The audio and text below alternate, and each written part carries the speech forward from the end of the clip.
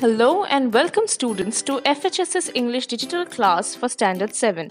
This is your English teacher Swarnali Roy, and today we are going to start another chapter of English literature named The First Jasmines. This is a poem.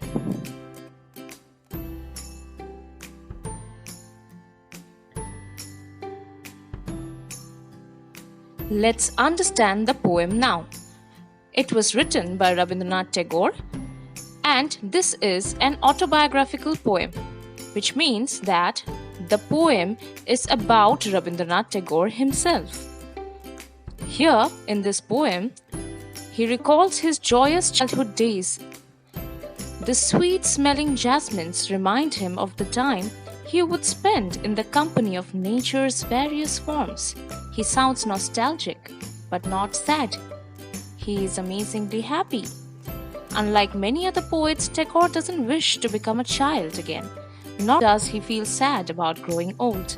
Instead, he accepts the inevitable reality in an unexpectedly cheerful way.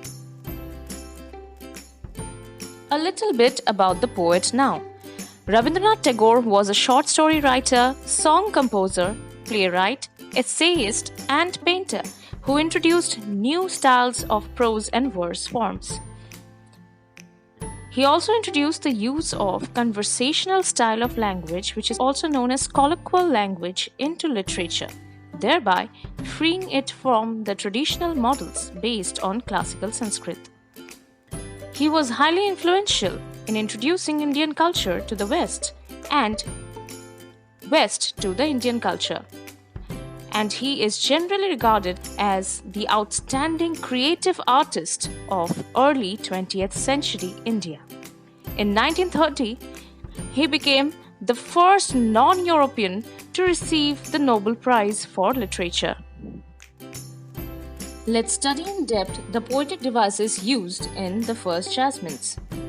The poem has one stanza, it has no rhyme scheme, and there are repetitions used for many words such as I, memory, and the phrases "these white jasmines, my hands when I was a child."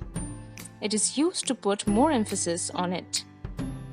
The personification of the words river and autumn sunsets are being done as they have been given human qualities to murmur.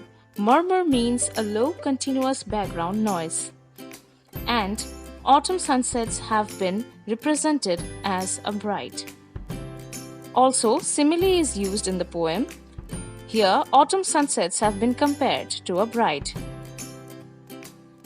Again, metaphor is also in use. Both the season of autumn and sunset have been traditionally associated with the old age. In the poem, it represents the poet's old age. Moving on to alliteration, assonance, and consonance. We all know by now that alliteration is the repetition of the same consonant sounds in the same lines at the beginning of the words. Here are all the alliterations present in the poem. Next, consonance. Consonance is the repetition of the consonant sounds in the same lines which are present at the middle or end of the words. Please take a look at all the phrases and the words with leisure. In the case of assonance, it is a repetition of the same vowel sounds in the same line in quick succession. So all the assonances are also listed here for your better understanding. The poem is filled with imageries. As discussed earlier, an imagery is the use of vivid and descriptive language to add depth to a poem.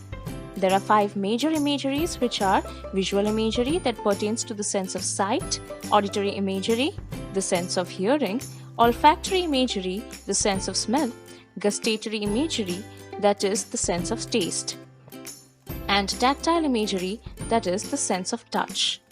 In this poem, we have 3 major imageries from these 5, which are sense of touch, sense of audio, and visual imagery. Other than these 2, there are two other imageries, which are kinesthetic imagery. It deals with the movement or action of objects or people present in the poem. And lastly, organic imagery. It deals with specific feeling or emotion within a character. The list of all of these imageries are in the slide itself.